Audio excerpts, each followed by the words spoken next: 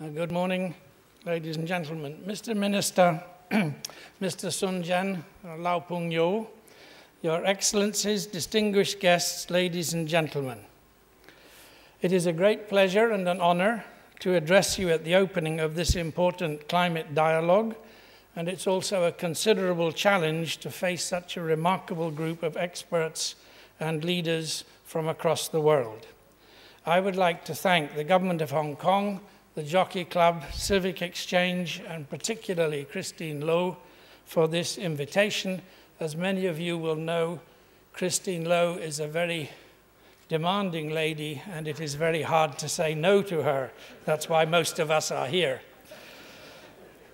We face today, ladies and gentlemen, not one crisis or two crises, but a whole array of critical issues which are impacting at the same time. These issues are systemic, and they are intensely interconnected. But we respond with short-term, sectoral, disciplinary, and incremental measures. And therefore, we often fail. I am going, therefore, to present an overall perspective of the challenges ahead in three critical areas, which are intensely linked together, namely environment and climate, growth, and international development. I will then position climate change not as a standalone issue, but as an issue in a broader context, demonstrating its links to other critical issues, and then I will conclude with some brief remarks about the role of China. Let me therefore give you first a quick overview of the critical issues which will in fact determine the future. First,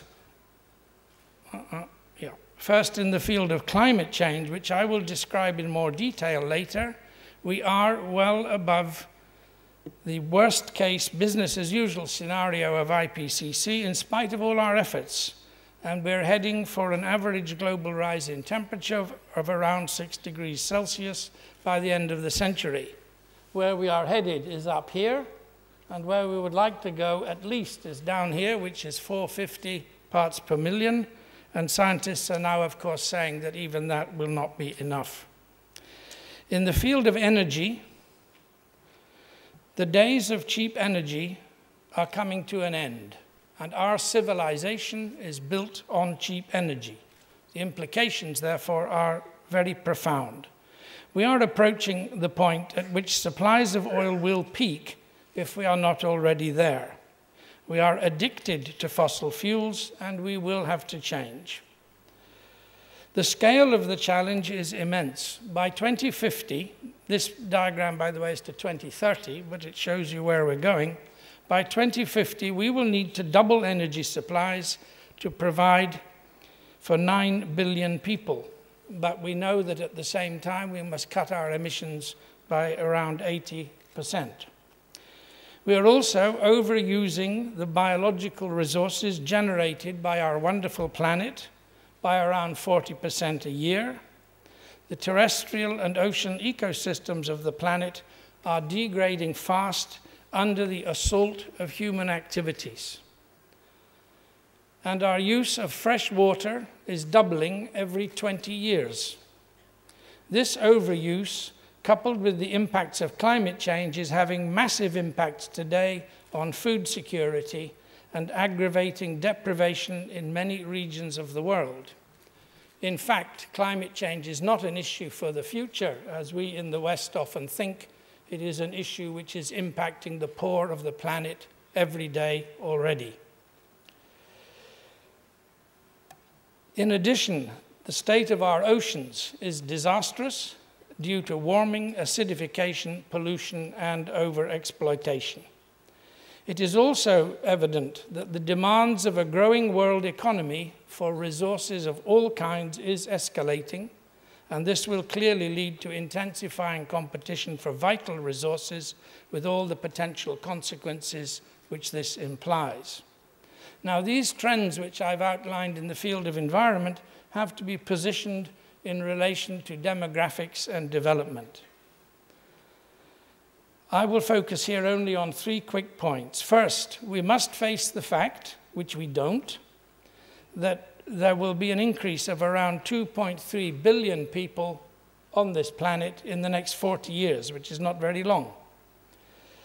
How will our fragile planet, or which is already under intense stress, respond? In 1900, the land available to each person on the planet was around 8 hectares per person. By 2005, it had shrunk to 2 hectares per person, and the way we are headed, it will fall to around 1.6 hectares per person. That shows you how intensely we are using the planet. We also face enormous changes in the age structures of our societies, as of course the Chinese authorities know very well, with aging population in the north and youthful and impatient populations in the south. This is an issue of particular importance to China, as we know, and it has important implications for economic growth in the future and for the balance of economic power across the world. Thirdly, over 1 billion people are again hungry because of the consequences of the financial crisis. The figure is above 1 billion again, and around 5,000 children die each day from hunger and disease. These levels of misery and deprivation are occurring in today's global economy, which has an annual output estimated at $60 trillion in PPP terms.